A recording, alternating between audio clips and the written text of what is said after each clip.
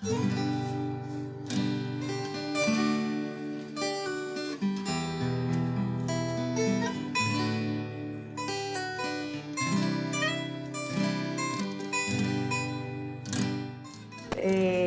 último que estuvimos mirando fueron los resultados de la redención en Cristo Jesús y estuvimos viendo la descripción que el apóstol Pablo hace de nuestro pasado, de lo que éramos antes de que Cristo nos redimiéramos, ¿cierto? Y vimos cómo nosotros estábamos bajo la cautividad haciendo en palabras nuestras, haciendo lo que nos diera la gana o lo que considerábamos que éramos correcto. Y dice que por esa forma de ver la vida, de hacer los deseos de nuestra carne, es decir, lo que nos daban ganas de hacer, o los deseos de nuestros pensamientos, lo que considerábamos que era correcto hacer, ese vivir de esa manera autosuficiente, autónoma, independizados de Dios, todo ese vivir era una forma de vida que recibía la influencia del reino de las tinieblas y nos hacía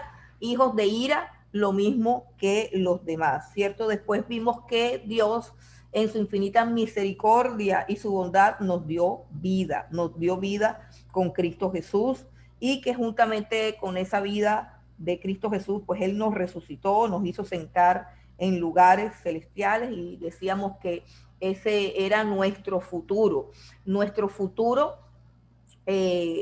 como iglesia. Nosotros hacemos parte de un propósito eterno, el propósito de Dios de mostrar su gloria. Y recuerden que el tema central de esta carta son las riquezas de su gloria, y que las riquezas de su gloria, por más de que nosotros contemplemos toda la gloria de la creación, el infinito, con todo la gloria del universo, del espacio, toda esa belleza ilimitada que hay en el cosmos, en la naturaleza, en las plantas, en la profundidad de los océanos, de los mares, bueno, nada de eso se compara cuando hablamos con las riquezas de la gloria de Dios, que tienen que ver con las riquezas de su gracia, o sea, que tienen que ver con la riqueza, es decir, Dios es rico y muestra en su creación la riqueza de su poder, de su sabiduría, de su gloria. Cuando contemplamos la hermosura de la creación, nosotros podemos calibrar la hermosura de Dios, su sabiduría, su belleza. Pero cuando nosotros contemplamos la obra de su perdón, de su misericordia, de su poder, cuando contemplamos a su Hijo clavado en la cruz para nuestra redención, para pagar el precio, cuando contemplamos ese amor que es inexplicable humanamente hablando, cuando contemplamos lo que son las riquezas de su gracia, entonces es cuando Dios es glorificado y vemos lo más grande y lo más glorioso de Dios, que es su gracia, es su gracia. Si nosotros nos examinamos a nosotros mismos y vemos cómo siempre que damos algo estamos buscando que se nos retribuya, o siempre que damos algo estamos pensando en, ¿será que esa persona es digna de recibir esto? ¿Será que le doy? Pero la otra vez me hizo esto. O sea, siempre estamos como en un tú me das, yo te doy, porque tenemos un corazón mezquino, porque tenemos una visión mezquina de la vida, tenemos una visión de la vida, de las personas. Nuestro corazón en sí es un corazón estrecho, pero el corazón de Dios es un corazón de gracia infinita, pero esa gracia infinita se manifiesta, es decir, se hace visible, entendible, comprendible, palpable, es cuando nosotros vemos la gloria de la redención, o sea, todo lo que Él hace con nosotros. Y dice que para mostrar las abundantes riquezas de su gracia en los siglos venideros, es decir, cuando cada uno de nosotros deje de ser una débil criatura con limitaciones, con pensamientos pecaminosos, con inclinaciones pecaminosas, cuando seamos esas personas que Dios quiere que seamos y estemos alrededor del trono cantando su gloria, cantando su grandeza, cuando siendo personas glorificadas, ¿cierto? Que no haya en nuestro corazón más nunca ni maldad, ni envidia, ni odio, ni resentimiento, ni inmundicia, no haya absolutamente nada de las cosas por las cuales ahora luchamos o las cosas de las cuales ahora nos avergonzamos, cuando nosotros seamos completamente parecidos al Señor Jesucristo. Entonces la gloria de su gracia quedará manifiesta delante de los ángeles, delante de las potestades, delante de los principados, delante de toda la creación. Quedará manifiesta la riqueza de la gracia de Dios, la grandeza, la cúspide de su gracia, que es cómo Él nos redimió, cómo Él nos perdonó, cómo Él nos limpió, cómo Él nos transformó, cómo Él nos glorificó, cómo Él nos levantó. O sea, cuando toda la creación angelical, principados, potestades, el orden que Dios ha creado de seres, pueda contemplar en los redimidos las riquezas de su gracia, ¿cierto? Que por gracia estemos ahí delante de su trono cantando alabanzas, siendo o habiendo sido en el pasado lo que acaba de decir el apóstol Pablo, hijos de ira, lo mismo que los demás, esclavos de nuestros pecados y recibiendo la influencia del príncipe de las tinieblas. Bueno, eso será para el futuro. O sea, nuestro futuro es un futuro de gloria. Nuestro futuro es un futuro donde viviremos, existiremos, digámoslo así, porque ahora mismo debemos vivir para su gloria, porque ese es el propósito por el cual somos redimidos. Pero existiremos en la eternidad para que quede en nosotros la evidencia, la marca de la riqueza de su gracia y de su misericordia para con nosotros. Nuestro futuro es andar en buenas obras. Él preparó de antemano esas buenas obras. Bueno, nuevamente continuamos ahora con un segundo punto que tiene que ver con estos resultados de la redención, y eso el autor la carta a los Efesios lo expresa a partir del versículo 11. Entonces vamos a leer del versículo 11 primeramente hasta el versículo 16. Del versículo 11 al versículo 16 dice así Pablo a los Efesios. Dice, por tanto, acordaos de que en otro tiempo vosotros, los gentiles en cuanto a la carne, erais llamados incircuncisión por la llamada circuncisión hecha con mano en la carne. En aquel tiempo estabais sin Cristo, perdón, alejados de la ciudadanía de Israel y ajenos a los pactos de la promesa, sin esperanza y sin Dios en el mundo. Pero ahora, en Cristo Jesús, vosotros que en otro tiempo estabais lejos, habéis sido hechos cercanos por la sangre de Cristo, porque Él es nuestra paz, que de ambos pueblos hizo uno, derribando la pared intermedia de separación, aboliendo en su carne las enemistades, la ley de los mandamientos expresados en ordenanzas, para crear en sí mismo de los dos un solo y nuevo hombre, haciendo la paz, y mediante la cruz reconciliar con Dios a ambos en un solo cuerpo, matando en ellas las enemistades. Este es un texto donde el apóstol Pablo va a mirar los resultados de la redención en Cristo, pero haciendo una comparación entre el pueblo de Israel y el pueblo gentil. Es supremamente importante este pasaje porque habla de una obra de la redención. Cuando nosotros hablamos acerca de la redención, es decir, de lo que Cristo hizo en la cruz del Calvario, lo que significó que Él pagara nuestra deuda de pecado, la pagara con su propia vida y con su propia sangre. ¿Y qué fue lo que Él pagó? Óigase bien, porque Cristo con su sangre, hay algo bien interesante que a veces no logramos cotejar completamente, y es que Cristo con su sangre, siendo, como lo hemos visto en otras clases, que la sangre de Cristo es lo más valioso que hay en el universo porque es la vida del ser más grande y más glorioso, que es el Hijo de Dios. Entonces, Cristo con su sangre no solamente paga la deuda que nosotros tenemos frente a Dios, la deuda de nuestro pecado, de nuestra iniquidad. No solamente la sangre de Cristo alcanza para pagar esa deuda, sino que también alcanza para comprar cosas para nosotros. Y eso es supremamente importante. La redención en sí misma implica solamente el pago del rescate. Pero ese pago del rescate no solamente es el pago de lo que nosotros le debemos a Dios, sino que es una compra que hace Cristo de unas bendiciones para nosotros. que son compradas por Jesús, porque no pueden ser compradas por nosotros, porque son demasiado costosas y no las podemos alcanzar. Nuevamente, en el versículo 11, el apóstol Pablo está hablando de algo de nuestro pasado, de nuestro pasado. Nosotros tenemos algo, fuimos dotados por Dios de algo supremamente importante, que es la memoria, la capacidad de recordar el pasado, es nuestra memoria. Pero no siempre utilizamos justa, santa, sabiamente nuestra memoria. Dios sabe cómo usar su memoria y sus recuerdos de una manera justa, de una manera limpia, de una manera pura, de una manera santa. El uso que Dios hace de su memoria refleja la grandeza de su carácter o las riquezas de su gracia. No sé si han leído en el Salmo número 103 que él dice que como está lejos el oriente del occidente, hizo alejar de nosotros nuestras rebeliones, que él no se acuerda más de nuestros pecados. Dios tiene la capacidad de usar su memoria de una manera correcta y nosotros como hijos de Dios o como seres creados a imagen de Dios también tenemos una memoria. El problema de nosotros es que nosotros no usamos correctamente nuestra memoria.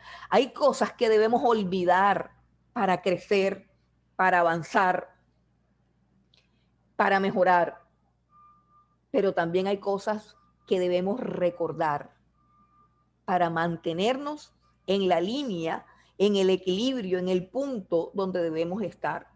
Esa capacidad de recordar lo que debemos recordar, de que nuestra memoria sea justa, de que nuestra memoria sea limpia, de que nuestra memoria sea clara, de que recordemos el pasado, pero que ese pasado nos sirva para nuestra santidad y no para nuestra condenación.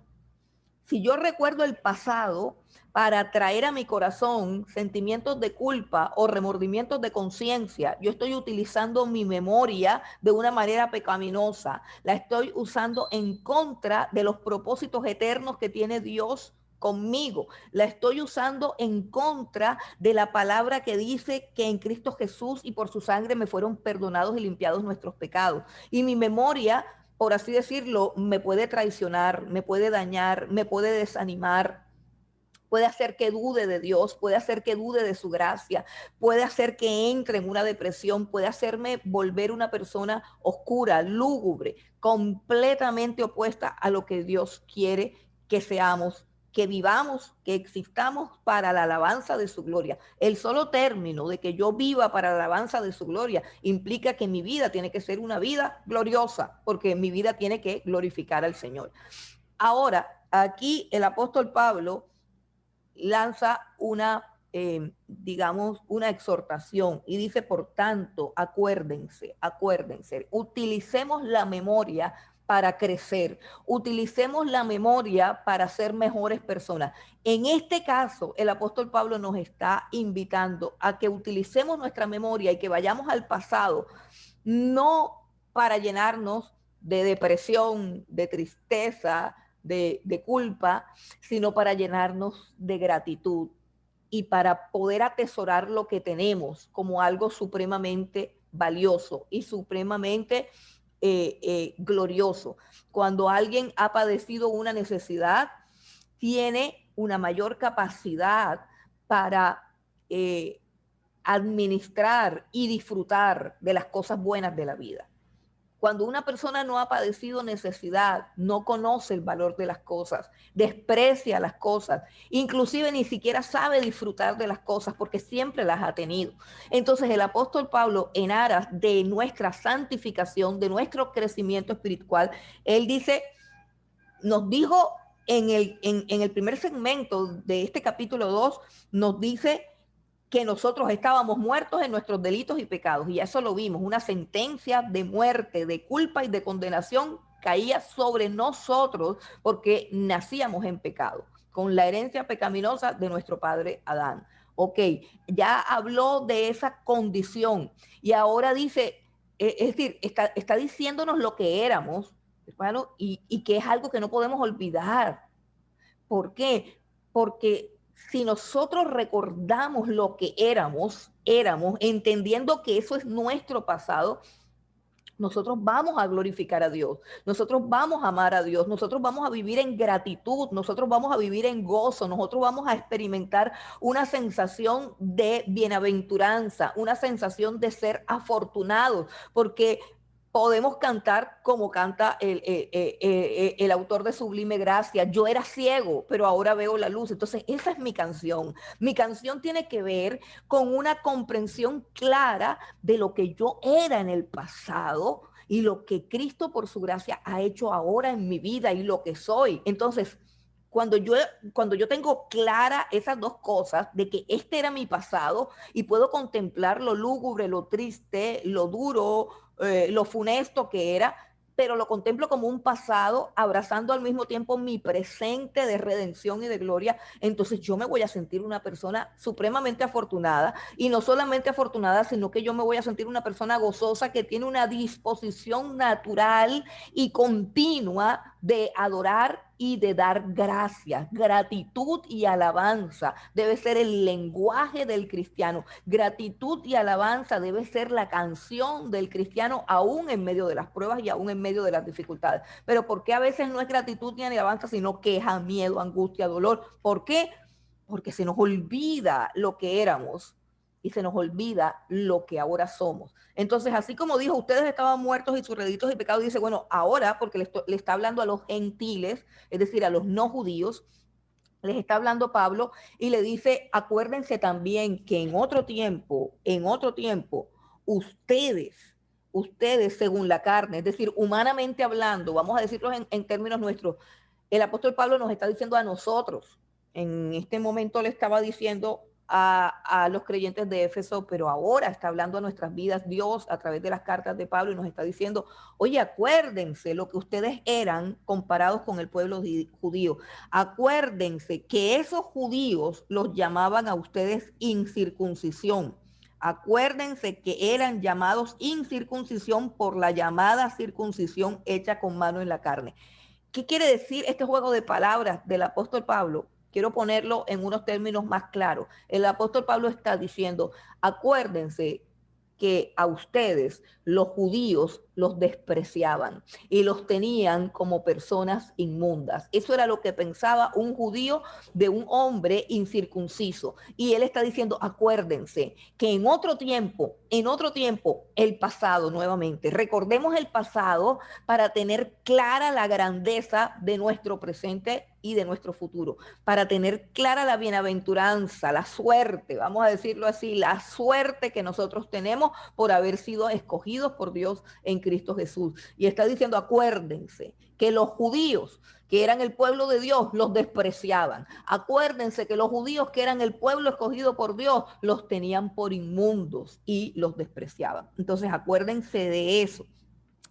Pero era un problema exclusivo de el corazón arrogante del pueblo judío que nos veía con desprecio. No, es que genuinamente hablando no éramos pueblo de Dios y ellos sí lo eran. Ellos sí eran pueblo de Dios, no porque fueran mejores que nosotros, sino por el mismo concepto de la elección, por el mismo concepto de que Dios los había escogido como pueblo. Y ellos nos veían a nosotros como personas inferiores. Y efectivamente, dice el apóstol Pablo en el versículo 12, en aquel tiempo, o sea, en el tiempo en que los judíos nos despreciaban, a nosotros los gentiles, dice, en aquel tiempo realmente éramos seres despreciables. Lo dice el versículo 12, realmente estábamos mal. Realmente estábamos graves. Dice el versículo 12, en aquel tiempo estábamos sin Cristo, número uno, sin Cristo. Estábamos sin Cristo, estábamos alejados de la ciudadanía de Israel, no éramos pueblo de Dios, no éramos ciudadanos del pueblo de Dios, no pueblo, sin Cristo y no éramos pueblo de Dios. Y ajenos a los pactos de la promesa. ¿Qué quiere decir ajenos a los pactos de la promesa? Que los pactos no eran para nosotros y que las promesas tampoco eran para nosotros, que nada de lo que Dios había prometido a su pueblo podía llegar a ser nuestro. Dice, ajenos a los pactos de la promesa, nuevamente sin esperanza. ¿Qué significa sin esperanza? Que después de morir no había cielo, que después de morir no había perdón, no había misericordia. Estábamos sin esperanza y sin Dios en el mundo, sin Cristo, sin esperanza. no éramos ciudadanos del cielo, no éramos pueblo de Dios, no teníamos acceso a las promesas de Dios. Nada de lo que Dios había prometido era para nosotros y no conocíamos a Dios. Y ese era nuestro pasado. Y el apóstol Pablo está diciendo, por favor, acuérdense de eso. Y cada uno de nosotros tiene que acordarse de eso, porque eso es lo que nos capacita para poder valorar la obra del Señor Jesucristo en nuestras vidas. Entonces, no éramos pueblo de Dios, éramos hijos de ira, estábamos muertos en nuestros delitos y pecados, estábamos lejos de Dios y no teníamos acceso a los pactos de Dios ni a las promesas de Dios. Y el versículo 13 dice, pero ahora en Cristo Jesús, ustedes que en otro tiempo estaban lejos, ustedes quienes, los gentiles, habéis sido hechos cercanos por la sangre de Cristo, porque Él es nuestra paz, que de ambos pueblos, entonces aquí viene un concepto bien importante. Cristo nos reconcilia con su pueblo.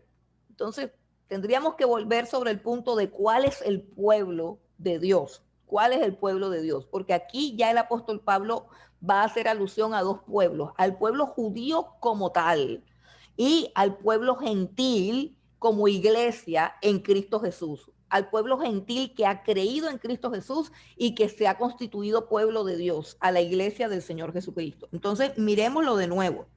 En el versículo 14, quiero que miren atentamente lo que dice, porque este es un concepto que de pronto no es tan conocido de la doctrina cristiana. Dice, porque Él es nuestra paz. Bueno, Cristo es nuestra paz en muchos sentidos. En otros textos de la Biblia, como por ejemplo en Romanos 5:1, dice que justificados pues por la fe tenemos paz para con Dios a través del Señor Jesucristo.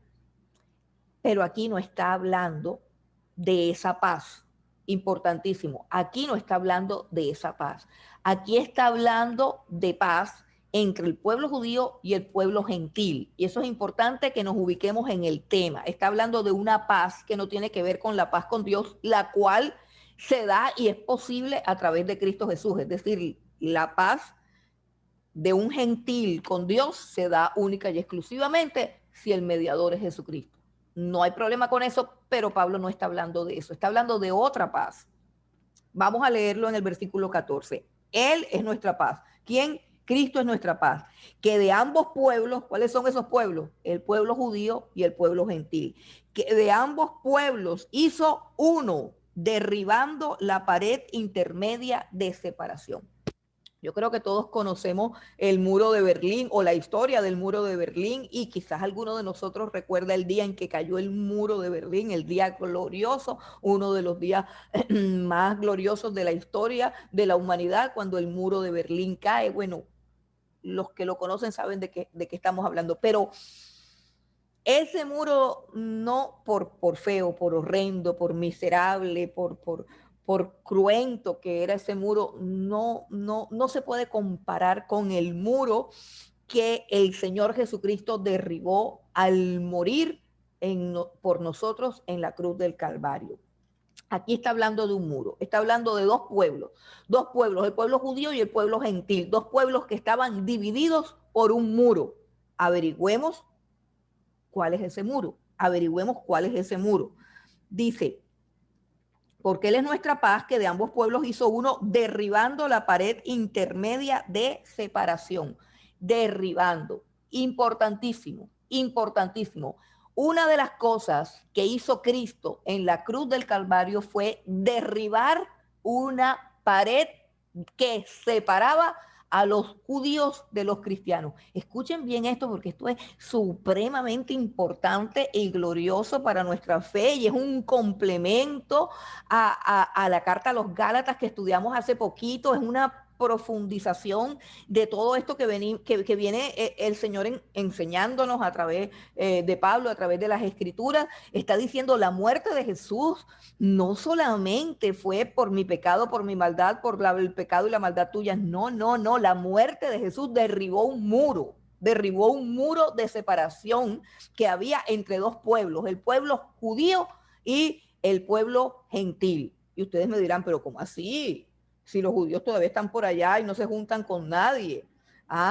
Y nosotros no tenemos comunión con ningún judío. Entonces, eso es supremamente interesante porque tendríamos que responder a la pregunta, ¿de qué pueblo judío está hablando Dios? ¿De qué pueblo judío se está hablando aquí? ¿Y de qué pueblo gentil se está hablando aquí?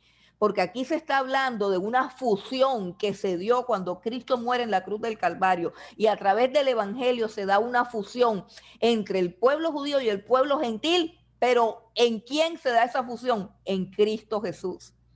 Así que el verdadero pueblo judío son todos los judíos que creyeron en Cristo Jesús. Y la verdadera iglesia gentil son todos los gentiles que creyeron en Cristo Jesús. Y allí en Cristo Jesús y en la cruz del Calvario, ambos pueblos se funden en uno, convirtiéndose esta fusión de estos dos pueblos, judíos en Cristo Jesús y gentiles en Cristo Jesús. Esta fusión de estos dos pueblos en Cristo Jesús es lo que se constituye el verdadero pueblo de Dios. Vamos nuevamente a la escritura. Lo primero que dice es que derribó un muro. Versículo 14, Él es nuestra paz, que de ambos pueblos hizo uno, derribando la pared intermedia de separación. Derribó una pared que separaba al pueblo judío o al pueblo gentil. Lo tenemos claro, listo. Ay, ¿cómo así? ¿Cuál pared eso? ¿Cómo fue? Versículo 15, más claro todavía. Aboliendo en su carne, ¿cuál carne? El cuerpo de Jesús, clavado en la cruz del Calvario. El cuerpo de Jesús traspasado por la lanza. El cuerpo de Jesús coronado con espinas. Ese cuerpo es su carne, es la carne que está aboliendo, que está derribando la pared de separación entre judíos y gentiles. Importantísimo este concepto, importantísimo.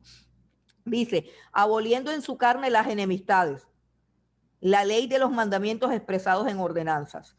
Las enemistades son la ley de los mandamientos expresados en ordenanzas. O sea, el apóstol Pablo está describiendo el muro que Cristo destruyó, un muro que separa judíos de gentiles, y lo derriba con su cuerpo, con su sangre. Derriba el muro. Dice, aboliendo las enemistades. Es un muro que produce enemistad. Claro, todos los muros son de enemistad. Recuerdan el muro de Berlín, ¿cierto? La Alemania socialista, de la otra Alemania, los de acá, los de allá, los que estaban bien, los que querían como sea tirarse del muro. Una pared que divide es una pared que está centrada en enemistades.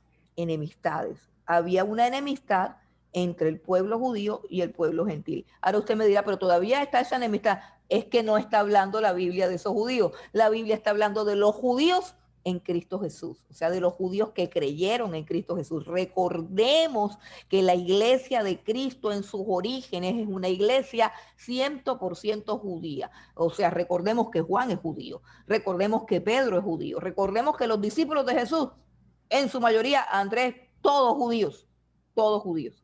Entonces, los orígenes de esta iglesia es el pueblo judío que recibe a su Mesías, que reconoce a su Salvador, que se arrepiente y es pueblo en Cristo Jesús, no solamente por ser judío. Bueno, ese pueblo tenía una pared que los dividía a ellos de los gentiles. Pero Cristo abolió esa pared. Versículo 15, aboliendo en su carne las enemistades. ¿Por qué enemistades?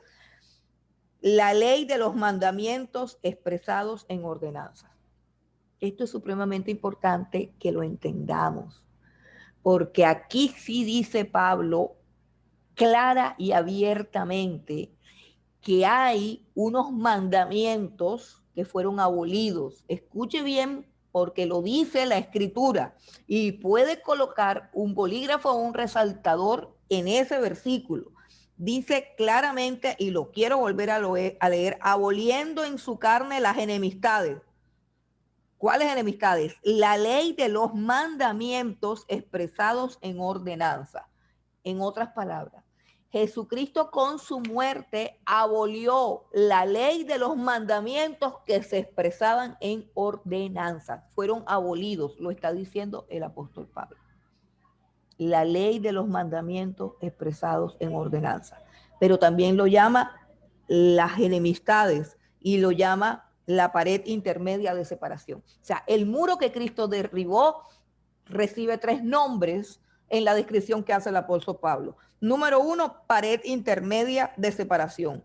Número 2, enemistades. Y número 3, ley de los mandamientos expresados en ordenanza. ¿Qué eran esos? ¿Cuáles eran esos mandamientos expresados en ordenanza? Pues todos aquellos mandamientos que separaban y segregaban a los judíos de los gentiles. Mandamientos como número 1, circuncidarse. Número 2, lavarse las manos. Número 3, no tocar cosa inmunda. Número 4, no tocar un muerto.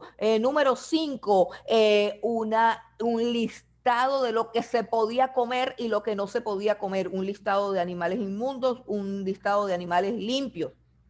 Los gentiles comen y aún comemos animales sucios, como el cerdo, como el camarón, como una cantidad de cosas que estaban prohibidas para los judíos y que constituían una enemistad, de tal manera que un judío no podía juntarse con un hombre que comiera cerdo, que comiera camarones, que no fuese circuncidado. ¿Por qué? Porque según lo que él comprendía, ese muro de separación producía una enemistad, se contaminaba. El judío en su mente decía, no me puedo juntar con ellos porque se contaminaba. Ahora ustedes me dirán con toda seguridad, es cierto, esas leyes expresadas en ordenanzas, que si se lavan las manos, que la mujer con su menstruación, que lo que tienen que comer, que no pueden comer esto, que no pueden comer lo otro, o sea, la ley no solamente de lo que se podía comer y de lo que no se podía comer, sino también de cómo se podía preparar y cómo se podía cocinar,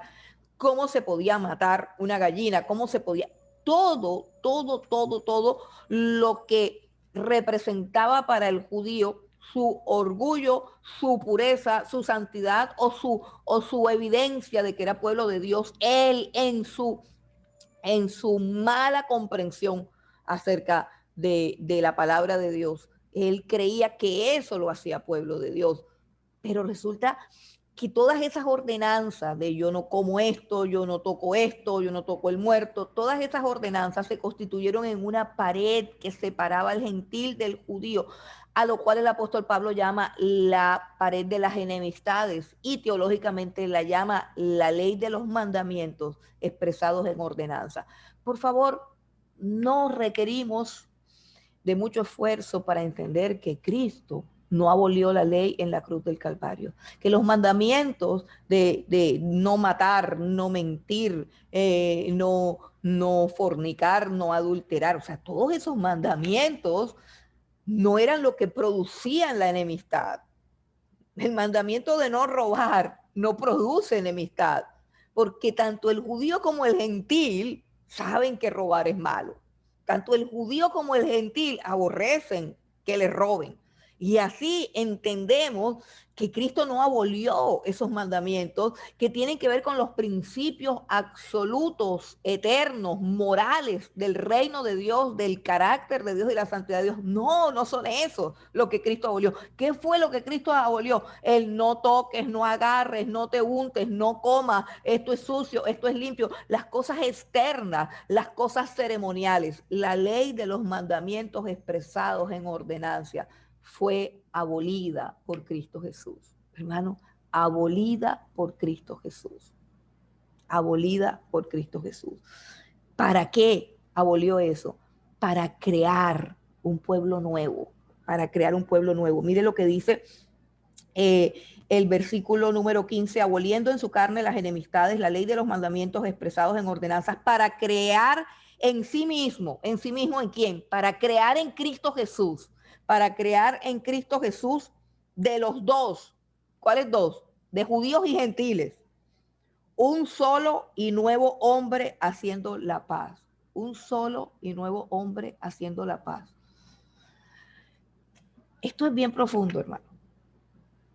Cristo Jesús con su muerte va a abolir todas esas reglamentaciones rituales externas de la religión judía. Va a acabar con todas ellas porque ellas son las que separan a los judíos de los gentiles. Y va a crear en él, en Cristo Jesús, se crea un nuevo hombre. Ojo con esto, se crea un nuevo hombre. Dice, para crear en sí mismo, o sea, para crear en Cristo Jesús, de los dos pueblos, o sea, de judíos y gentiles, un solo y nuevo hombre haciendo la paz. Este solo y nuevo hombre es el hombre en Cristo Jesús, el hombre y la mujer en Cristo Jesús.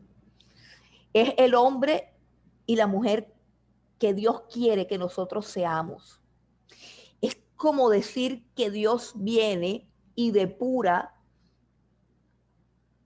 toda la mentalidad judía, la depura, quita lo externo, quita lo superfluo, quita aquello que le provocaba al judío orgullo y vanidad, aquello que era lo externo, de lo cual él se jactaba y por supuesto al jactarse lo contamina y lo daña. Entonces él quita eso, lo que lo hace creer que es mejor que los demás. Quita eso para crear un nuevo hombre que tenga algo de, escuchen bien, algo de aquellas cosas buenas que él le entregó a su pueblo, porque el Antiguo Testamento contiene principios eternos y gloriosos. No estoy hablando aquí de las leyes ceremoniales que fueron abolidas, sino de los principios eternos como el matrimonio, principios eternos como que fuimos creados a imagen de Dios, principios eternos como que el matrimonio es para siempre, principios eternos como que el matrimonio está formado por un hombre y una mujer y deben dejar a su padre y a su madre, principios eternos como que nos debemos ganar el pan con el sudor de nuestra frente, principios eternos como que mentir es malo, como que codiciar es malo, como que está prohibido robar. O sea, son principios eternos que son la expresión del carácter de Dios y que nunca jamás serán abolidos. Nunca jamás serán abolidos.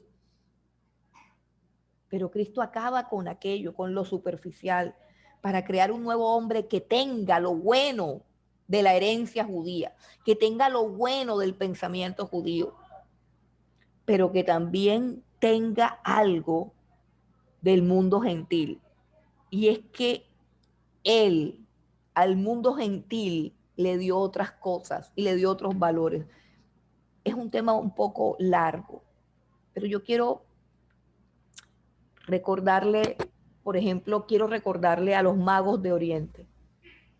Quiero recordarle algo de los magos de Oriente para que ampliemos un poquito nuestra capacidad de ver lo que Dios hace. Quiero recordarles, por ejemplo, quiénes eran esos magos de Oriente, o más bien esos sabios de Oriente. Y recordemos lo que dice la Escritura, que esos sabios atravesaron el desierto, millas y millas de desierto, vinieron a conocer al rey de los judíos, y cuando se acercaron a Herodes, porque llegaron a Jerusalén, sabían que era el rey de los judíos, y sabían que era un rey que estaba por encima de los demás reyes, y sabían que era un rey divino porque era un rey que tenía que ser adorado. Estamos hablando de unos sabios de Oriente que no conocen la Torá y que no tienen ni la menor idea quién es Moisés.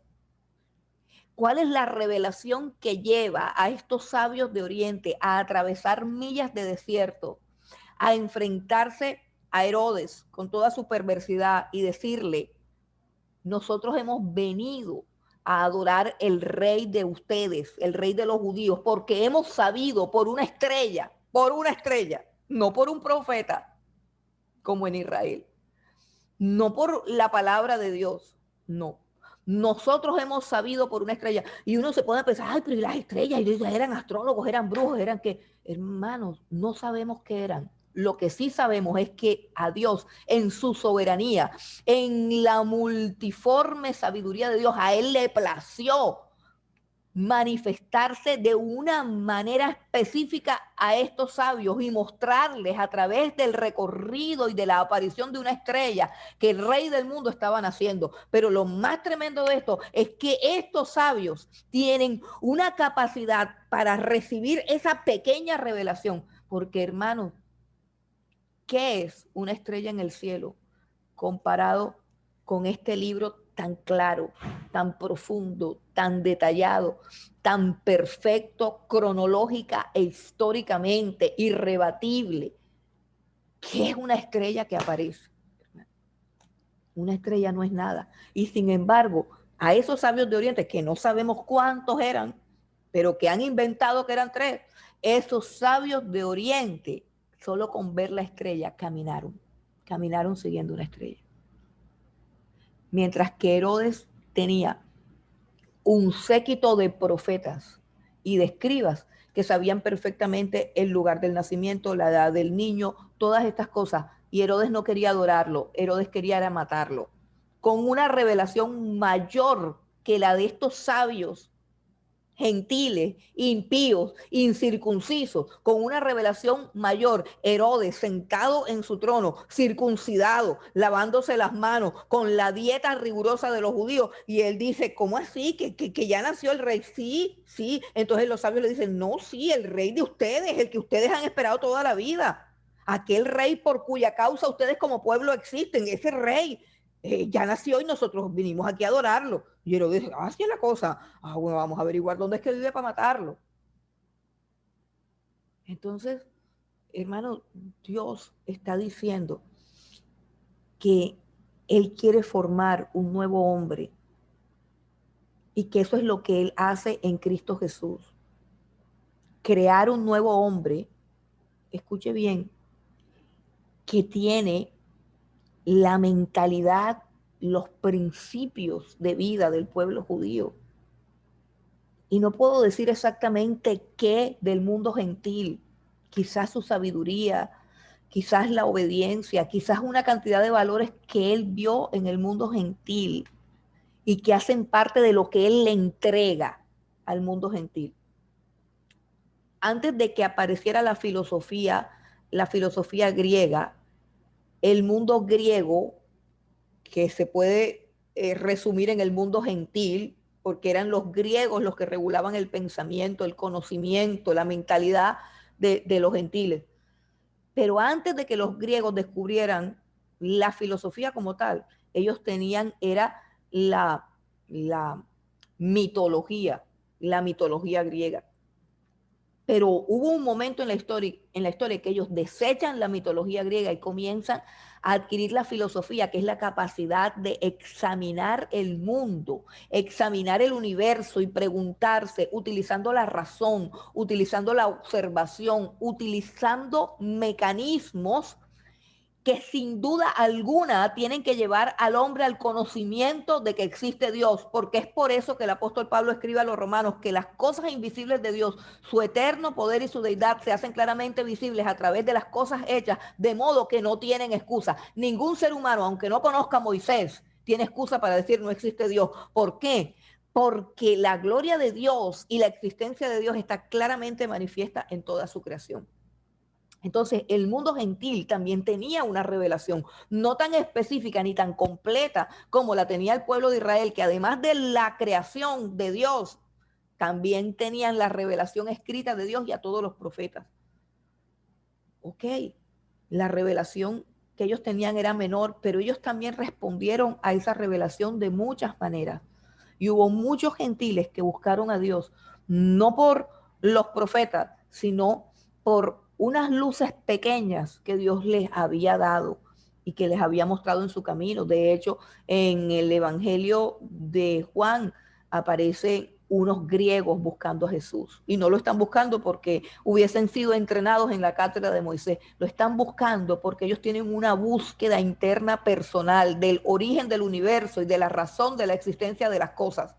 Y con base en esa inquietud, que obvio, para mí es obvio que la ha puesto el mismo Dios en el corazón de las personas y en el corazón de los gentiles. Entonces, aquí el apóstol Pablo está hablando de un concepto y es que Dios quiere crear un hombre, escuche, el hombre que Dios quiere crear en ti y en mí es primeramente a la imagen del Señor Jesucristo. Pero ¿qué tiene? Tiene la suma de todas aquellas virtudes, de todas aquellas bondades que el Señor ha repartido tanto en el pueblo judío como en el pueblo gentil. ¿Y saben quién es, por decirlo así, la primera obra de arte? Vamos a decirlo así, Dios quiere crear un hombre nuevo. Es decir, vamos a ponerlo en unos términos un poquito más claros. Dios está aburrido de la hipocresía religiosa del pueblo judío, pero también está aburrido del paganismo de los gentiles. Dios quiere crear un hombre nuevo, un hombre en Cristo Jesús, con unas virtudes, con una mentalidad, con una forma de ser muy particular. Y esa primera obra de arte, quiero tratar de compartir esto de la manera más clara. Esa primera obra de arte, un nuevo hombre, mire que aquí está hablando de un nuevo hombre, por supuesto que está hablando de la nueva criatura, del nuevo nacimiento, sí, pero aquí, hermano, está hablando de mentalidad, porque las enemistades están en nuestra mente. La manera como nos percibimos a nosotros mismos y la manera como percibimos a los demás está llena de esquemas mentales. Y quiero decir algo que es un poco atrevido de mi parte, un poco atrevido de mi parte. El apóstol Pablo es la imagen más representativa o más perfecta de ese nuevo hombre que Dios quiere crear en Cristo Jesús. Y es el apóstol Pablo y no ningún otro apóstol. Y perdonen que sea nuevamente tan atrevida. ¿Por qué? Porque es que en Pablo encontramos un equilibrio que no encontramos en los demás apóstoles. Ojalá que lo que estoy diciendo no sea tomado como un sesgo o como una inclinación. Yo estoy hablando de Pablo, estoy hablando de su carácter, hermano. El más grande de los apóstoles, sí, Pablo. Y no estoy tratando de despreciar a los demás, estoy hablando de la mente de Pablo, del carácter de Pablo, del sentir de Pablo, de cómo él puede ser aquello que Dios quería formar en Cristo Jesús, un hombre nuevo que tiene, por así decirlo, todo el legado judío que debe ser valorado, el legado judío, las cosas buenas de los judíos, las cosas que no se pueden destruir, de sus principios, de sus valores absolutos, de todo el legado mosaico, que es el fundamento, hermanos, no solamente de la ley, de la moral, sino que es el fundamento del derecho mundial e internacional. Si los 10 mandamientos desaparecen, hermano, el mundo desaparece la ley, no hay juicio, no hay nada. Esto es la hecatombe, es la base moral de todo. Y esa es la herencia judía. Ok. Y el apóstol Pablo tiene eso en su carácter, tiene esa fusión. Lo hizo Dios, lo diseñó Dios, lo creó Dios.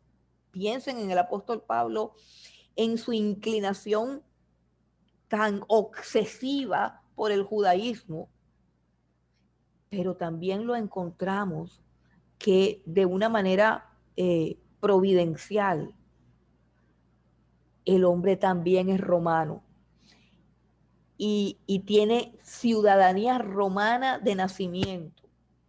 Yo no manejo con exactitud el árbol genealógico del apóstol Pablo,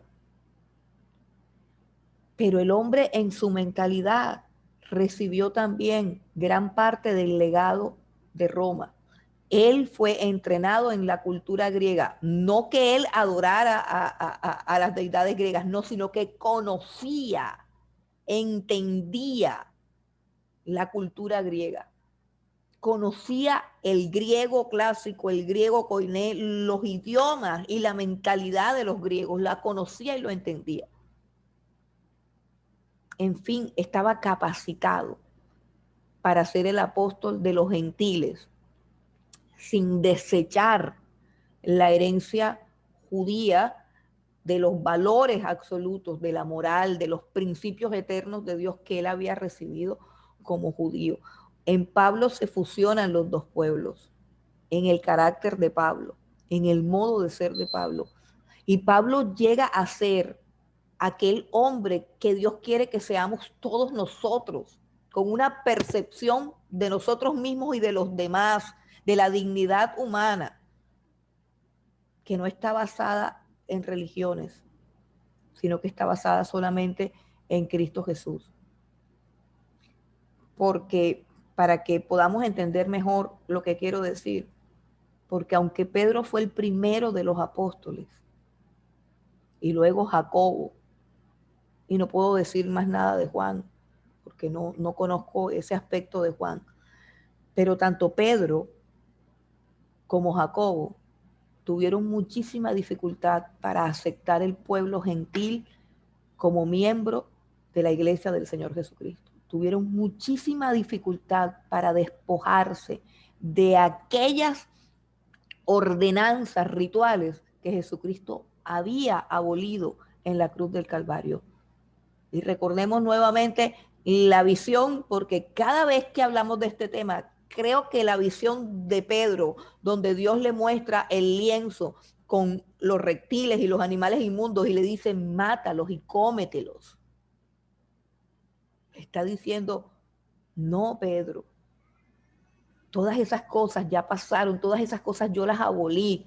No, Señor, yo no me como nunca nada inmundo. No llames inmundo a lo que yo he santificado. Le está diciendo Cristo, Pedro, tengo un pueblo escogido desde antes de la fundación del mundo. Tengo un pueblo desde antes de la fundación del mundo que no está circuncidado, que no observa la dieta rigurosa de tu familia, de tu casa, que come cerdo, que come cualquier cosa, que no se lava las manos cuando va a comer. Yo tengo un pueblo escogido desde antes de la fundación del mundo y un pueblo que puede entrar en mi presencia solamente por los méritos de mi sangre y de mi sacrificio en la cruz del Calvario y no requieren de más nada y los puedo hacer con mi gracia y con mi espíritu lo puedo hacer tan santos como a un judío. O sea, yo de un judío y de un gentil puedo hacer un hombre santo, un hombre justo, un hombre puro, por mi gracia y por mi poder y no por el esfuerzo humano. Pero Pedro no lo podía entender. Pedro estaba tan arraigado a su, yo nunca he comido nada inmundo, yo nunca he entrado en la casa de un hombre incircunciso. Hermanos, lo tenemos hablando así. Y entra a la casa de Cornelio y ve el Espíritu Santo derramándose sobre todos esos romanos, todos incircuncisos, hablando en lenguas y Dios mostrándole, mira, lo único que importa es que crean en mí. A mí no me importa si se circuncidaron o no se circuncidaron. A mí lo que me importa es su corazón, que sean transformados. Y el único que puede transformar el corazón soy yo. Nada de lo externo cambia al hombre. Pero Pedro no entendía. Y después lo encontramos meses después que no comía con los gentiles, con los gálatas, sino que nada más se acercaba con Jacobo y con los otros, tratando de levantar el muro de las enemistades que Dios derribó con la sangre de su Hijo Jesucristo. Yo espero que esto sea claro para nosotros. Yo espero que esto entre en nuestra mente y en nuestro corazón. Yo quiero que nosotros entendamos que Pablo es el hombre que piensa como Jesucristo quiere que pensemos todos nosotros, que tengamos una mente depurada de religiosidad, pero completamente impregnada de su palabra, de su verdad y de su poder. O sea, una mente cristocéntrica, una mente que tenga toda su confianza en la persona y en la obra del Señor Jesucristo. Y ese es Pablo. Todo lo considero por basura cuando lo comparo con la excelencia del conocimiento de mi Señor Jesucristo, el cual me amó y se entregó. Entonces, Pablo es este hombre, Pablo es este nuevo hombre. Y aquí no estamos hablando solamente del hecho de que recibiste el Espíritu Santo y eres una nueva criatura, sino de que tu mente tiene que ser diferente, porque nosotros somos cuerpo, alma, espíritu, y nosotros tenemos mente, y nuestra mente es la que gobierna nuestros afectos, nuestras decisiones, y nuestra mente tiene que ser transformada. No solamente espiritualmente tenemos que ser hombres nuevos, sino mentalmente tenemos que ser hombres nuevos, tenemos que desechar la religiosidad, tenemos que derribar los argumentos y las fortalezas que nos han inculcado en nuestra mente para poder pensar como pensaba el apóstol Pablo y para poder tener la mente de Cristo. Así como el apóstol Pablo dijo, nosotros tenemos la mente de Cristo y pensemos en Cristo. en cómo él derribaba todos esos paradigmas religiosos. Y decía, dos hombres entraron al templo. Uno decía, Señor, yo te doy gracias porque diezmo. Yo te doy gracias porque yo no soy como este pecador. Pero un publicano, y dice, un publicano entró al templo y no se quería acercar y decía, sé propicio a mí, pobre pecador. Y está diciendo, el publicano ha sido justificado por encima de aquel escriba y de aquel fariseo. La mentalidad de Jesús no está en la carne, la mentalidad de Jesús es pura gracia, es su poder. Él exalta al humilde, pero rechaza al altivo. Un nuevo hombre. Y tenemos que preguntarnos si somos una nueva criatura solamente porque dice que supuestamente recibimos el Espíritu Santo, pero nuestra mente no ha sido transformada. Nuestra mente tiene que ser transformada para que nosotros hablemos, pensemos, actuemos, percibamos al mundo y percibamos a las personas y nos percibamos a nosotros mismos como Cristo quiere que nos percibamos. Entonces encontramos a un Pablo que cuando ve al rey Agripa con su hermana Berenice, llenos de pompa, y él está con las manos llenas de cadenas frente a ellos. Y Agripa le dice, por poco me persuades a ser cristiano, y él le contesta, ojalá. Ojalá tú y todos los que me escuchan fueran hechos tal cual como he sido hecho yo, excepto por estas cadenas. Está diciendo Pablo al rey Agripa con toda su pompa, él en su aparente miseria de que está preso, de que Roma va a decidir si se muere o no se muere, si lo decapitan o no, lleno de cadenas, y él está diciendo, no, no, ojalá todos ustedes fueran hechos como yo, que está diciendo, soy una persona tan afortunada y ustedes son tan miserables porque no tienen a Cristo. Está diciendo, ¿sabes qué? Cristo le devuelve al ser humano la dignidad, Cristo le devuelve al ser humano la sabiduría, Cristo le devuelve al ser humano la justicia, Cristo le devuelve al ser humano la razón de ser. Cristo nos devuelve a la posición en la cual fuimos creados para la alabanza de su gloria. Y está diciendo, no, no, aunque me maten, aunque me corten la cabeza, yo no me cambio por ninguno de ustedes. Lo que yo soy en Cristo Jesús es plenitud y realización total.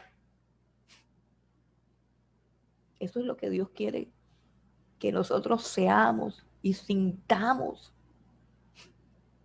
Que nosotros, aún en las condiciones más paupérrimas y miserables, como una cárcel fría, como un destino que no sabemos si van a condenar o no, Él pueda escribir o podamos expresar, bendito sea el Dios y Padre de nuestro Señor Jesucristo, que nos bendijo, ¿no? Ay, Señor, ¿por qué estoy así? ¿Por qué me pasa esto? Ay, es que esta vida mía. No, que independientemente de nuestra condición, nosotros podamos decir, bendito sea Dios que me escogió, bendito sea Dios que me redimió, bendito sea Dios que según las riquezas de su gracia ha hecho abundar en mi vida sabiduría, inteligencia, revelación. O sea, no saberlo de memoria, sino vivirlo realmente y sentirlo, sentirnos realmente afortunados por lo que Él ha hecho en nuestras vidas. Entonces, Cristo con su muerte derribó la pared, abolió la ley de los mandamientos expresados en ordenanza y reconcilió a judíos y gentiles en un solo cuerpo, en Cristo Jesús, en el cuerpo de Cristo Jesús. Y miren que la clave de este texto se las coloqué aquí, miren, un solo hombre, dice el versículo número 15 al final, y de los dos, un solo y nuevo hombre haciendo la paz.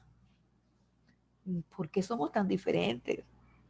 Cristo quiere hacer de cada uno de nosotros un solo hombre, o sea, una sola mentalidad.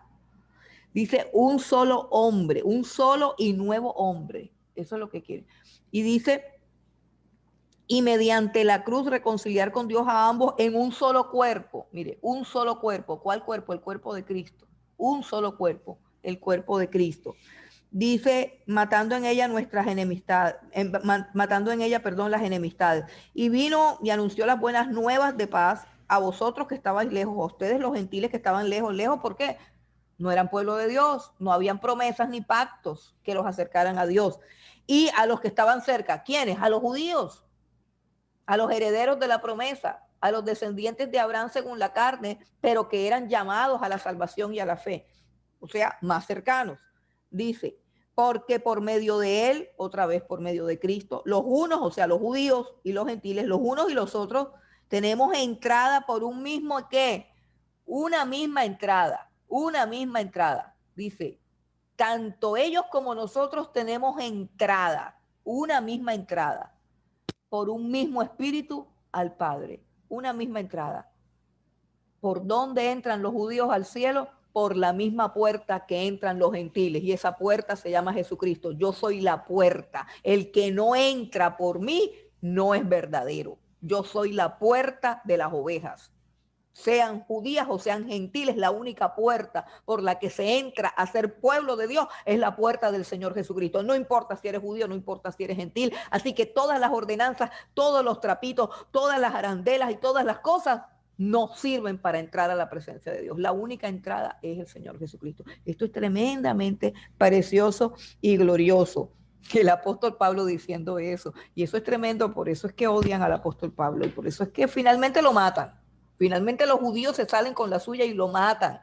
¿Por qué? Porque abolió, porque él proclamó que Cristo abolió esa pared de enemistad, que aquello de lo cual se enorgullecen, Cristo lo destruyó en la cruz del Calvario. Y ahora eso no importa, lo único que importa es tener a Cristo para ser pueblo de Dios. Por medio de él, los unos y los otros tenemos entrada por un mismo espíritu al Padre. Entonces, ¿qué dice el versículo 19? Vamos por el 19. Así que ya no somos extranjeros ni advenedizos, sino conciudadanos de los santos. Vamos a pasar ahora, el apóstol Pablo hace 4 comparaciones de lo que nosotros somos. Recuerden, el tema de esta carta son las riquezas de su gloria y tiene que ver con lo que somos. Recuerdan aquella historia de aquella mujer que siendo rica vivía como una miserable, como una mezquina, y que esta carta fue escrita para que nosotros vivamos realmente como lo que somos, como personas bienaventuradas y completamente plenas y dichosas en Cristo Jesús, y que podamos dimensionar a través de la palabra de Dios y del Espíritu Santo que nos está ayudando en estos momentos, que podamos dimensionar lo que nosotros somos en Cristo Jesús, independientemente de nuestras circunstancias, lo que somos. Entonces, el apóstol Pablo utiliza 3 alegorías. La alegoría de una ciudad, de una familia, de un edificio y de un templo. Vamos a encontrarlas aquí en este pasaje del versículo número 19. Dice, así que ya no somos extranjeros ni advenedizos, sino conciudadanos de los santos. Somos conciudadanos. La primera metáfora que utiliza el apóstol Pablo para el pueblo de Dios es que es una ciudad. Somos una ciudad, una ciudad. Pero está hablando de que esa ciudad, por supuesto, sabemos con claridad, no está aquí. Es la Jerusalén celestial. No es la Jerusalén acá que según el apóstol Pablo y según lo que nosotros podemos ver, pues claramente es esclava, rodeada de enemigos y sin poder adorar a Dios realmente en espíritu y en verdad. No se refiere a la Jerusalén terrenal, se refiere a la Jerusalén celestial. Y nosotros todos, aunque estemos aquí y los que están allá, todos somos habitantes de esa ciudad, conciudadanos. Eso implica identidad. Cuando el apóstol Pablo compara a todos los creyentes, tanto judíos como gentiles, como miembros de una ciudad, o sea, conciudadanos, o sea, ciudadanos de una misma ciudad, pensemos en lo que significa que de pronto estando en el extranjero nos encontremos con otro barranquillero. Tú eres barranquillero, de pronto teniendo muchos años de estar en el extranjero, encontramos a un barranquillero que habla nuestro idioma, que pertenece a nuestra cultura, y enseguida sentimos como esos lazos fraternos y sentimos que nos identificamos. El hecho de ser conciudadanos significa que tenemos identidad y significa que no somos de aquí.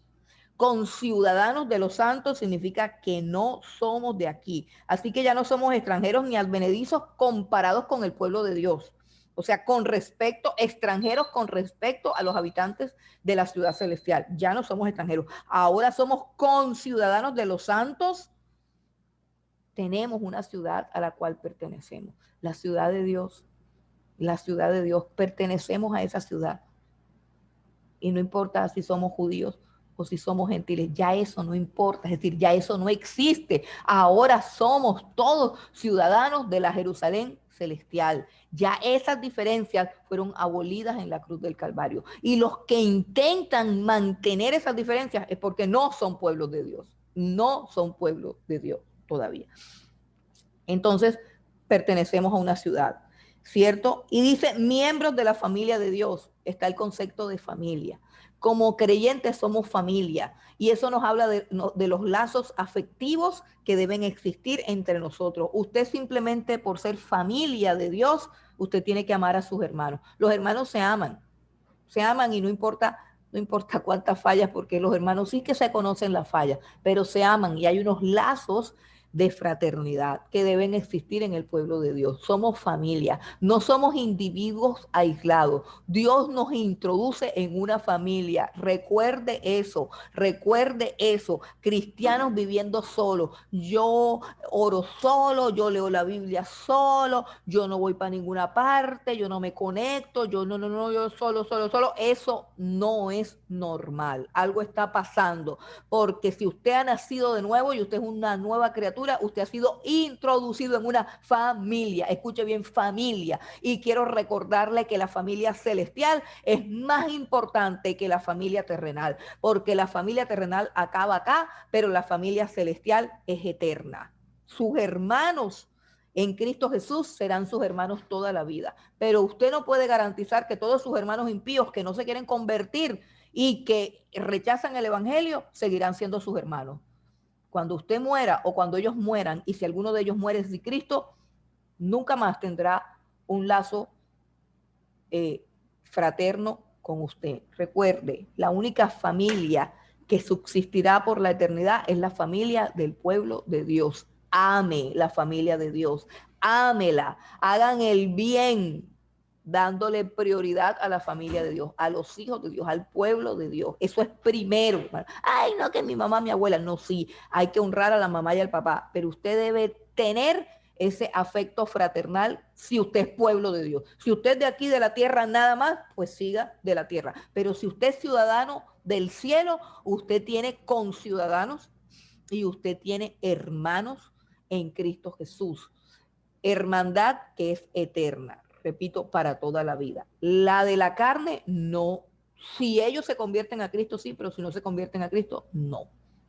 Ahora, nos compara con un edificio, versículo 20, edificados sobre el fundamento de los apóstoles y profetas, siendo la principal piedra del ángulo Jesucristo mismo. Como pueblo de Dios ahora somos un edificio. Y cuando decimos que somos edificio, la metáfora del edificio implica crecer, crecer, crecer. Crecimiento numérico. O sea, no solamente crecemos en el conocimiento de Dios, sino que también traemos a otros y los incluimos dentro de la familia de Dios y dentro de la ciudad de Dios. Como edificio tenemos que tener fundamentos. ¿Cómo crecía la iglesia primitiva? Y perseveraban en la doctrina de los apóstoles, en el partimiento del pan y en las oraciones. Para que un edificio sea firme y sea sólido, todos los pisos que se construyen tienen que estar sobre el fundamento. ¿Qué quiere decir eso?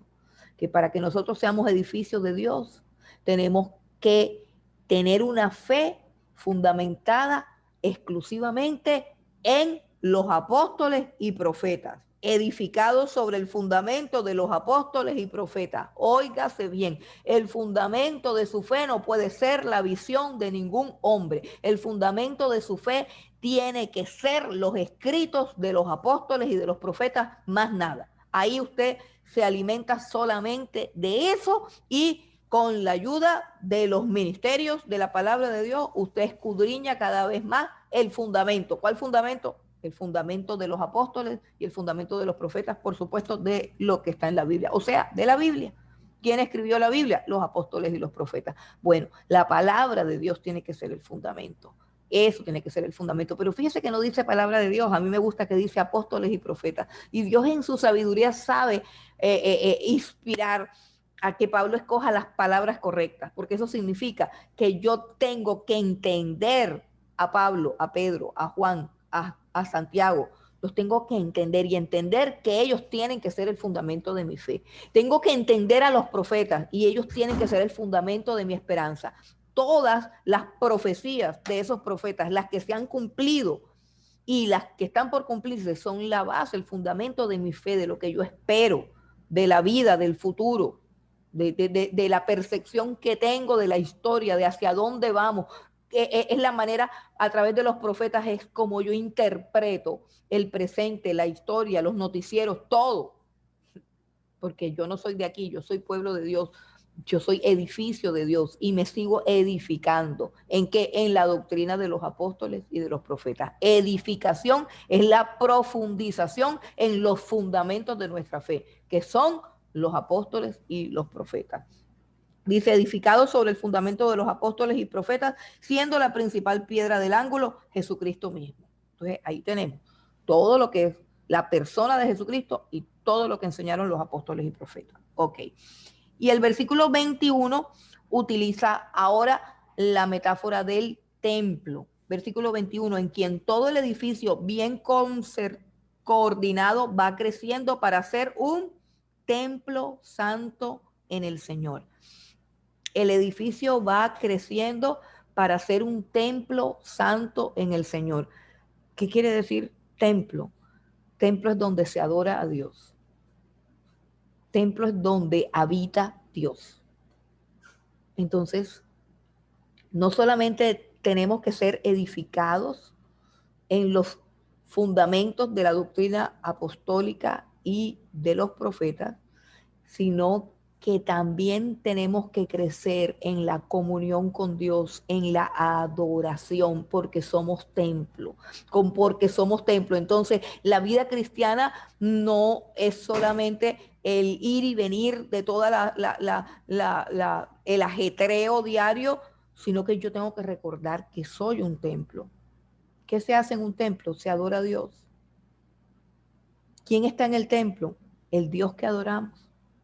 Dice versículo 21, en quien todo el edificio bien coordinado va creciendo para ser un templo santo en el Señor, en quien vosotros también sois juntamente edificados para morada de Dios en el Espíritu. Dentro de mí habita Dios, dentro de mí habita el Espíritu Santo de Dios. Y eso significa que yo tengo que ser un templo. ¿Tengo que ser un templo en qué sentido? Pues el apóstol Pedro lo explicaba de la siguiente manera. Vamos a Primera de Pedro. Voy a mirar si es Primera de Pedro, que a veces me confundo cuando él dice que tenemos que ofrecer sacrificios aceptos a Dios. Primera de Pedro, capítulo 2, versículo 5. Dice, vosotros también como piedras vivas, sean edificados como casa espiritual y sacerdocio santo. O sea, seamos edificados como templo de Dios, como casa espiritual y sacerdocio santo. ¿Para qué? Para ofrecer sacrificios espirituales aceptables a Dios por medio de Jesucristo. O sea que tenemos que tener una vida de adoración, una vida de alabanza, una vida grata a Dios, una vida donde estoy consciente de que dentro de mí habita Dios y que hay muchas cosas que no me puedo permitir hacer, que hay muchas conversaciones que no me puedo permitir tener, que hay muchas relaciones y muchas amistades que tengo que cortar, que hay muchísimos lugares a los que no puedo frecuentar, salvo que Dios de una manera específica me envía a un lugar para predicar el evangelio, pero habrá lugares donde ya no puedo regresar. Habrá personas con las que ya no puedo tratar. ¿Por qué? Porque ahora soy templo de Dios y estoy creciendo en el conocimiento de Dios, estoy siendo edificada en los fundamentos de los apóstoles y estoy creciendo como un templo dentro del cual Dios es adorado y exaltado, no un templo dentro del cual Dios es profanado y blasfemado. Como decía el apóstol Pablo, ¿acaso ustedes ignoran que vuestros cuerpos son templos del Espíritu Santo cuando hablaba de la fornicación? ¿Cómo puedo yo unir mi cuerpo que es un miembro de Cristo, y unirlo al cuerpo de una ramera. El que destruye el templo de Dios, Dios lo destruye a él. Entonces está diciendo, hey, esto es lo que somos. Son ejemplos de lo que somos, y creo que son unas metáforas que el apóstol Pablo utiliza con mucha claridad y con mucha destreza. Somos los ciudadanos de la ciudad de Dios. Somos los miembros de la familia de Dios. Somos el edificio de Dios que va creciendo y se va edificando. Y somos el templo de Dios. Dentro de nosotros habita Dios, habita su presencia, por lo cual, como templo, nuestra función es adorarlo. Bueno, y finalmente pasamos al tercer capítulo, que es el final de la primera parte, que es la parte doctrinal, la parte donde el apóstol Pablo pues enseña las verdades.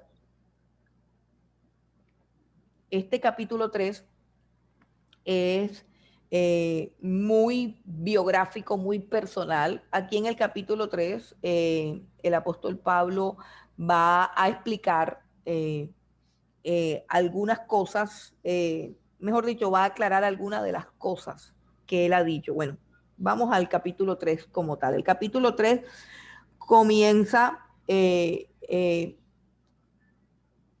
el capítulo 3 vamos a leer del versículo 1 y leemos del 1 al 7. Vamos a leer capítulo 3 del 1 al 7. Por esta causa, yo, Pablo, prisionero de Cristo Jesús, por vosotros los gentiles, si es que habéis oído de la administración de la gracia de Dios que me fue dada para con vosotros, que por revelación me fue declarado el misterio, como antes lo he escrito brevemente, leyendo lo cual podéis entender cuál sea mi conocimiento en el misterio de Cristo, misterio que en otras generaciones no se dio a conocer a los hijos de los hombres, como ahora es revelado a sus santos, apóstoles y profetas por el Espíritu, que los gentiles son coherederos y miembros del mismo cuerpo y copartícipes de la promesa en Cristo Jesús por medio del Evangelio, del cual yo fui hecho ministro por el don de la gracia de Dios que me ha sido dado según la operación de su poder. Ahora, ¿qué está sucediendo en el capítulo 3? Que lo que el apóstol Pablo ha dicho en el capítulo 2 es muy fuerte. Que lo que el apóstol Pablo ha dicho en el capítulo 2 es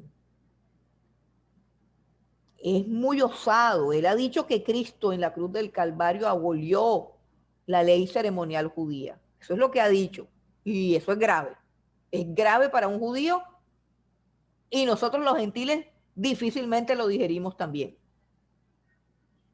Ahora, él va a mostrar por qué lo está diciendo, con qué autoridad lo está diciendo. Va a mostrar por qué no le da miedo decirlo, por qué no tiene miedo a morir, por qué no le importa si lo juzgan por eso. Y va a decir, es que esto que estoy diciendo me lo reveló Dios a mí. Pero entra en la parte personal. Entonces, vamos al versículo 1, porque no solamente es bueno conocer la doctrina de Pablo, sino que también es bueno conocer el carácter de Pablo. Porque acabamos de decir que él es ese nuevo hombre creado en Cristo Jesús, que es un solo y nuevo hombre, que él tiene esa mente que debemos tener todos.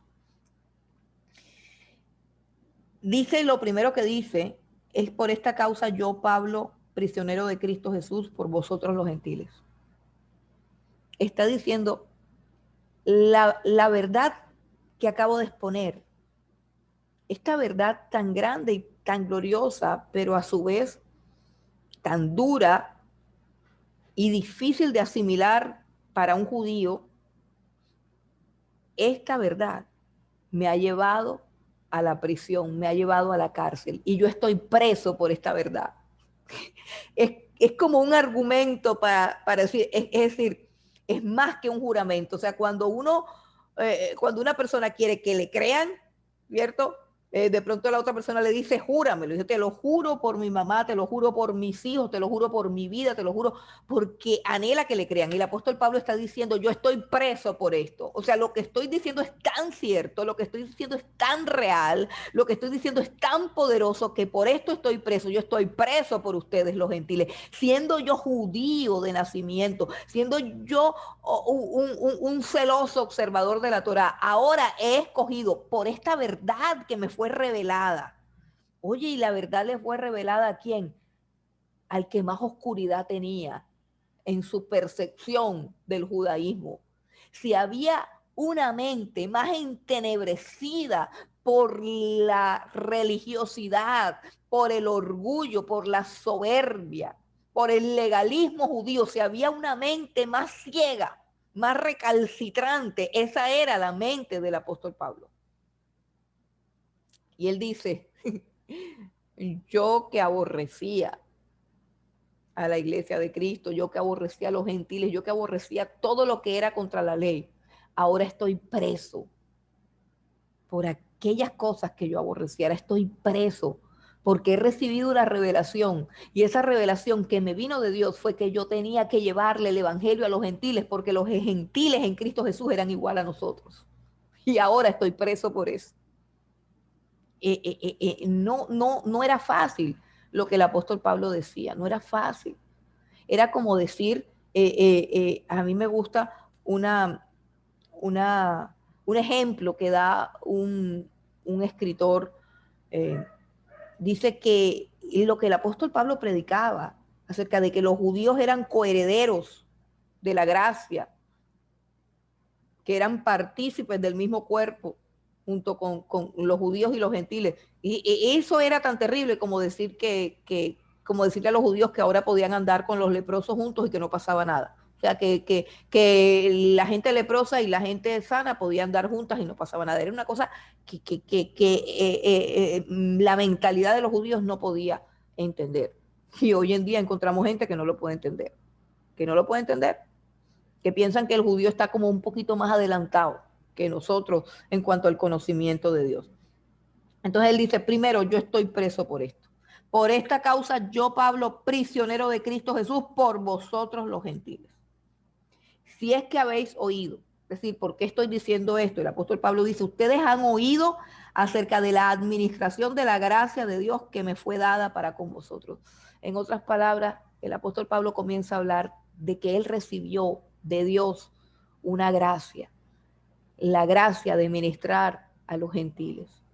Y esto es bien bonito porque de pronto esto le apunta un hit a Pedro que tenía dificultades para ministrar a los gentiles.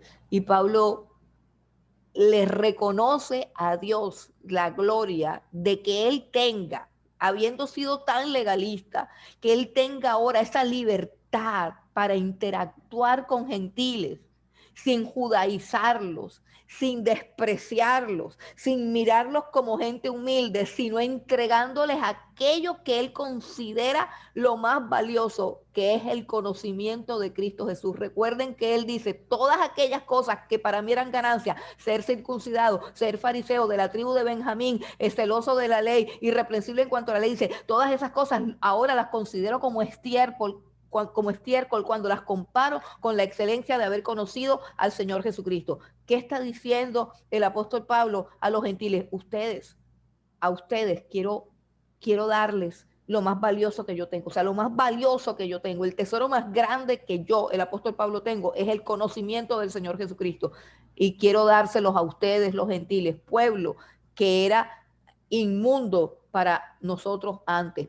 Pero ¿por qué ahora yo puedo compartir a Cristo con gente que en otro tiempo era inmunda para mí? Porque he recibido gracia. Escuche bien, porque he recibido gracia.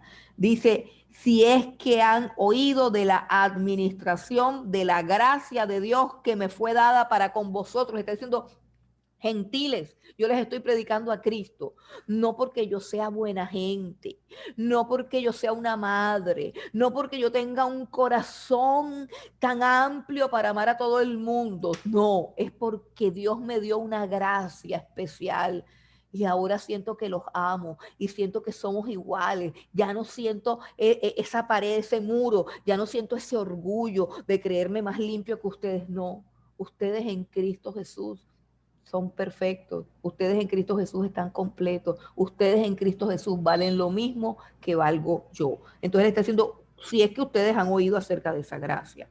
Versículo 3 ahora alude a la revelación. Esto es importante porque está diciendo con qué autoridad él está diciendo todo lo que acaba de decir.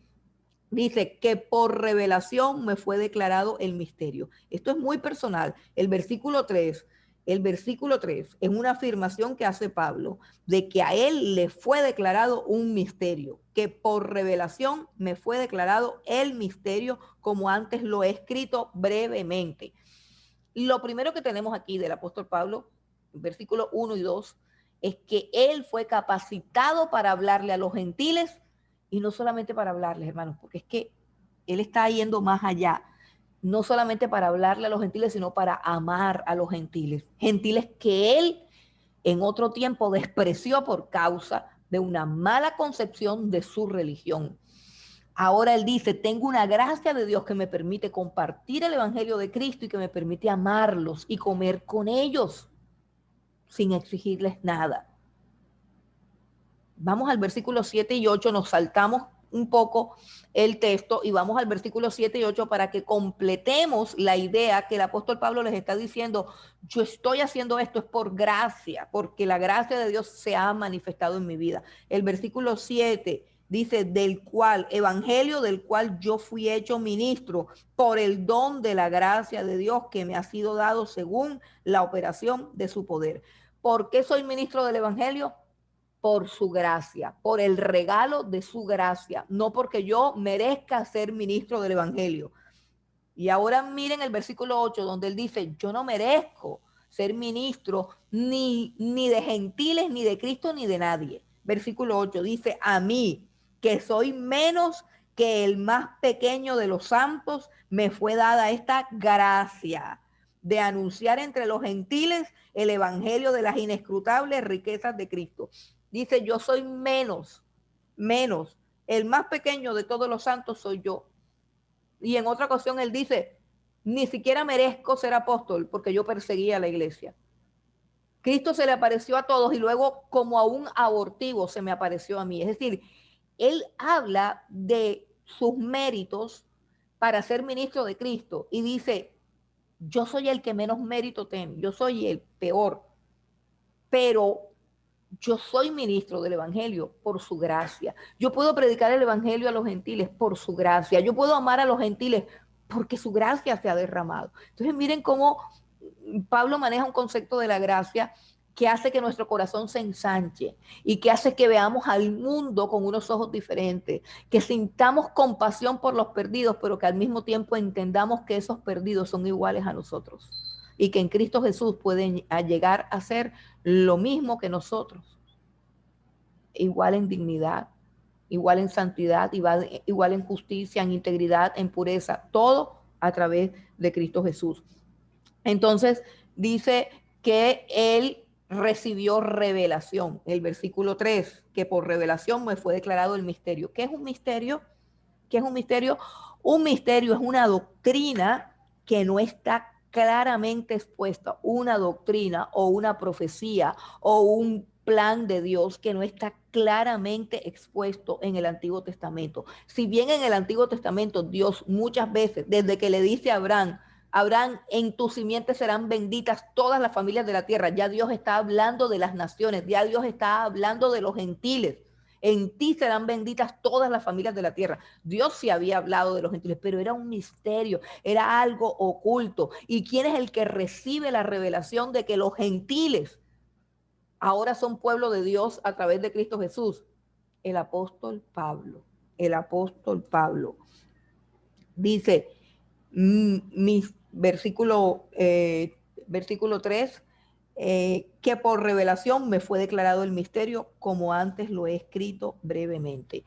Eh, Quiero que nos detengamos en el versículo 3 para que entendamos la grandeza del ministerio de Pablo y la importancia de sus escritos.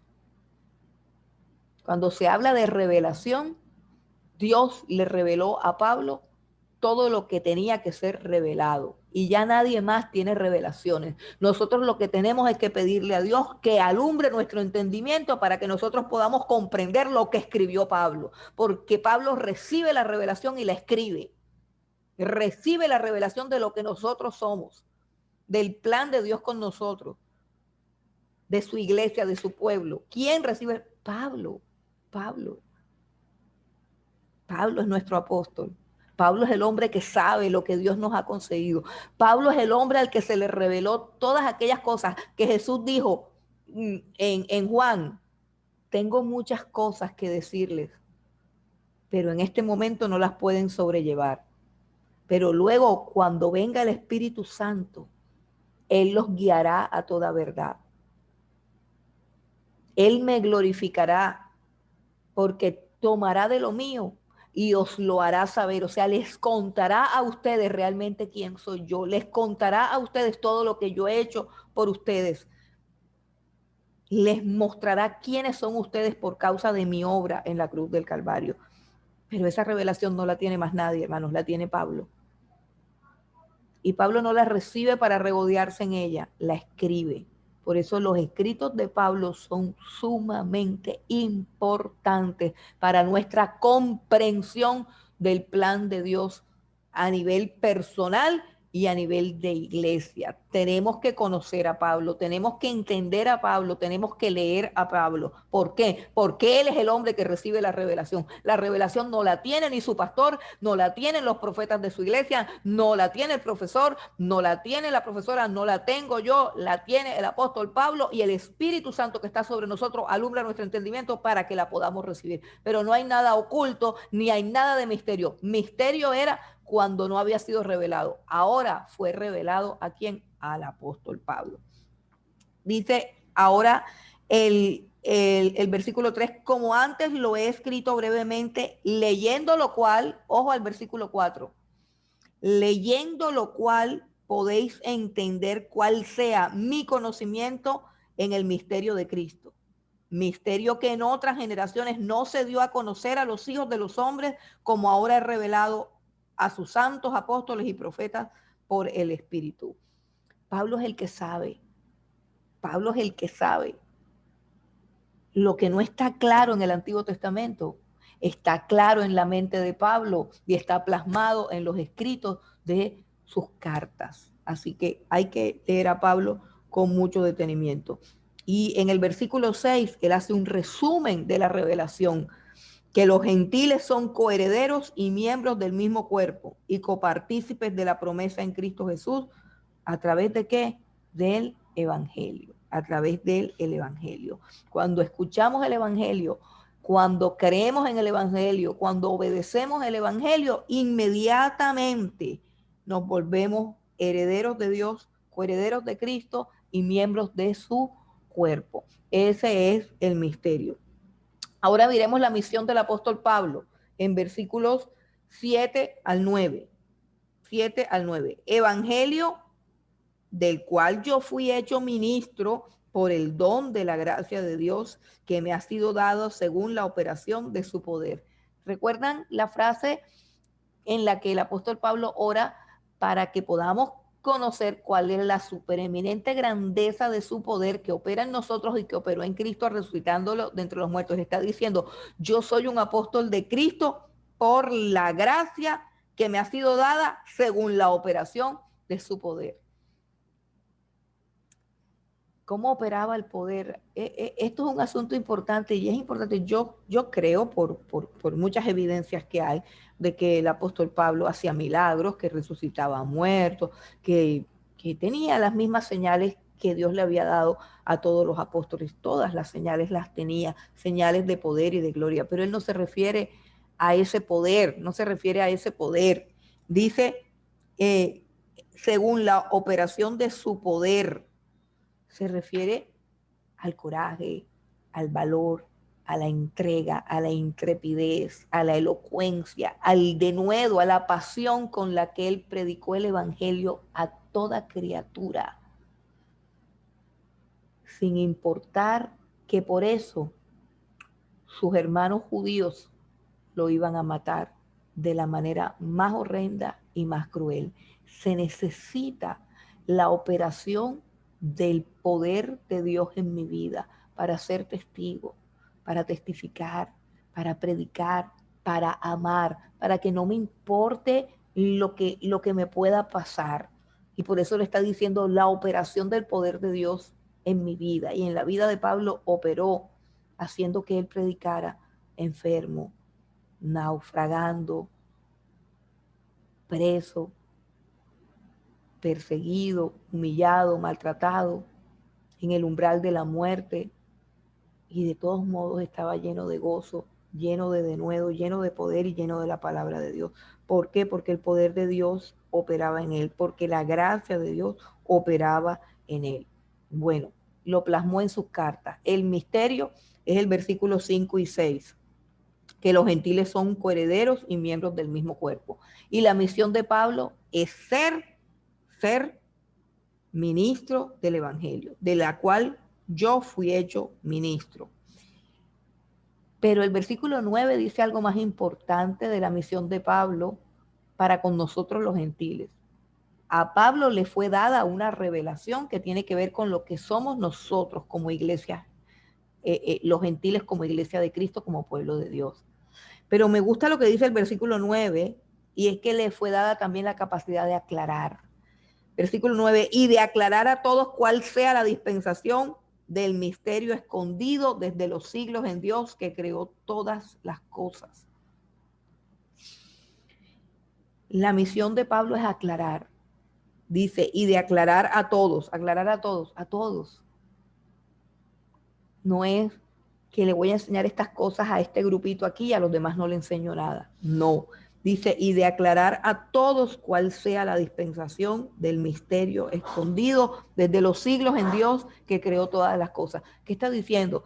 Desde antes de la fundación del mundo, Dios formó un pueblo que no solamente era judío, sino que también era griego, que era romano, que era gentil, que era japonés, que era chino, que era de Indonesia, que era de Bogotá, que era de la China, que era de Colombia, que era de América, que era de Europa, que era...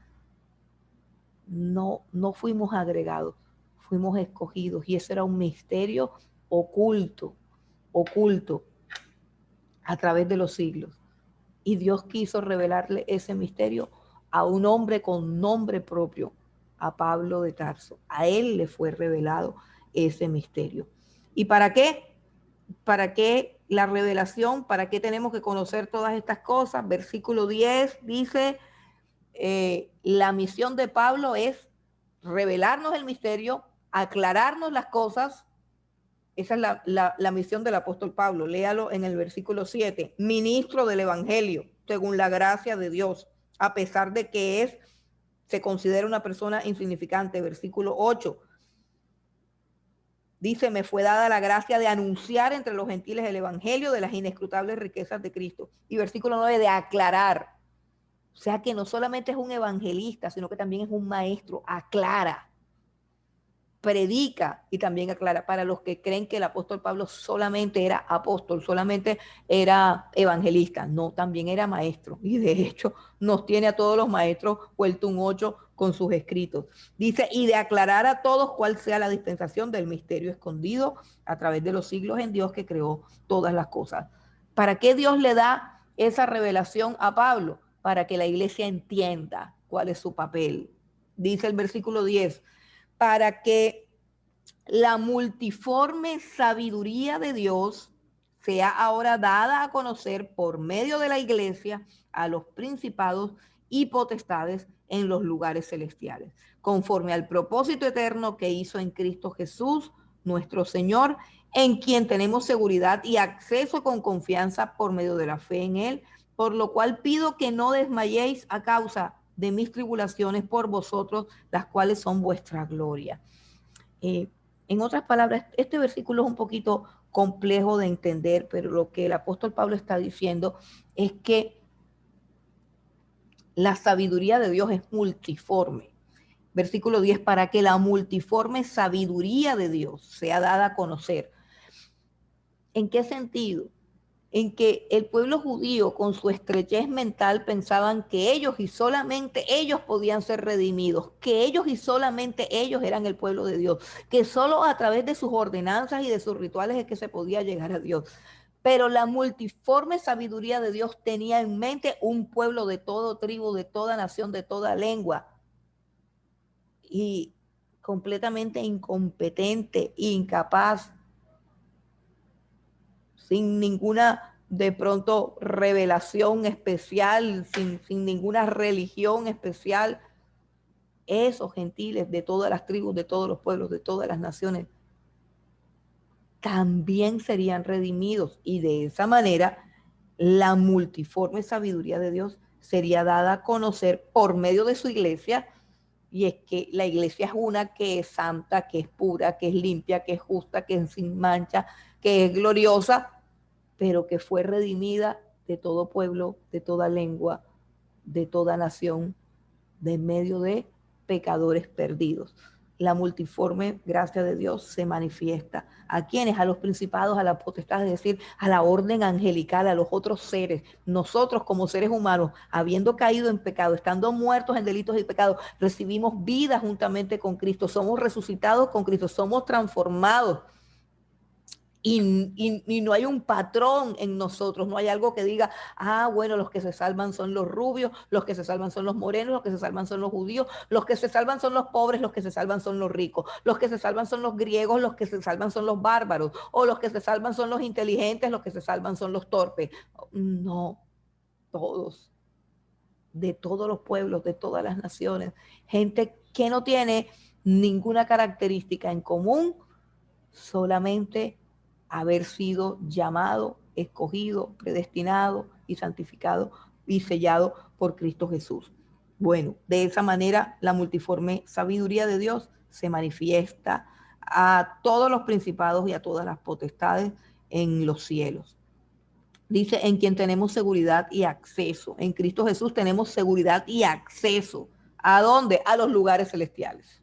A los lugares celestiales. En quien tenemos seguridad y acceso con confianza por medio de la fe en Él. Por lo cual pido que no desmayen a causa de mis tribulaciones. Es decir, no se desanimen porque estoy preso, no se desanimen porque de pronto me decapitan, no se desanimen porque digan, bueno, pero si ese es el escogido de Dios, ¿por qué está viviendo así? Dice, no, mis tribulaciones por ustedes son vuestra gloria, vuestra gloria. O sea, debemos estar orgullosos, vamos a decirlo en español, hermanos queridos, debemos estar orgullosos de que nuestro apóstol es un hombre humilde, es un hombre sencillo, es un hombre que entregó la vida, es un hombre que naufragó, que pasó hambre, que pasó miseria, que fue apedreado, que fue torturado, que fue difamado, que fue decapitado, que fue perseguido, que fue malinterpretado.